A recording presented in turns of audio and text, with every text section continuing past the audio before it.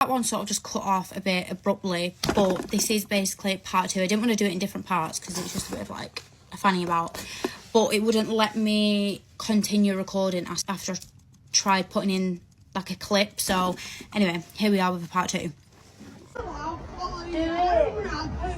She also went onto Reddit and said that I tried to speak to her days before, which I did try doing, and she waited until she got home and messaged me saying, what the fuck do you want, when she could have literally just came and spoke to me instead of waiting until she got home. But that's a different story.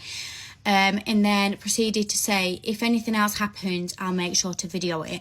So to me, that is quite antagonising behaviour, because to me that's just proving that she's specifically walking on my street, purposely waiting to see me, to antagonise me, to then get a video for everyone's entertainment on Reddit. There is absolutely nothing she or anyone can say to me that will convince me that she is not purposely walking on my street. Like I said, it's not a shortcut, it's not an easier route, it's not anything she's trying to say. If anything, she is actually going out of her way to walk on my street. Bizarre. It's just more messages of her threatening me. So here I put, just to meet me there, and then, so don't use that as an excuse, baby girl, you wouldn't even get a look in, trust me. And she put, ask Amara himself, I'm not a fighter, but he knows himself that I'll fuck you up. Where? Where?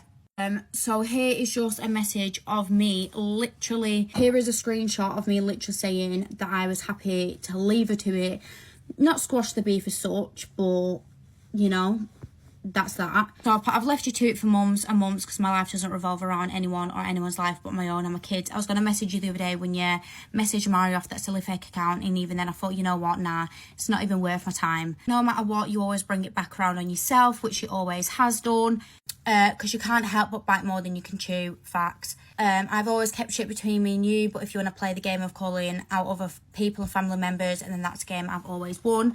Now, people like to keep bringing up the fact that I called her nephew a munter, and like I said, one thing about me is I've never said anything for no reason. So yeah, I did call her nephew a munter. Now you're probably thinking, oh, that's a bit silly to admit that online, but that is one thing about me, is I'm not a liar, and I did say that. And I did say that because she spoke on my kids.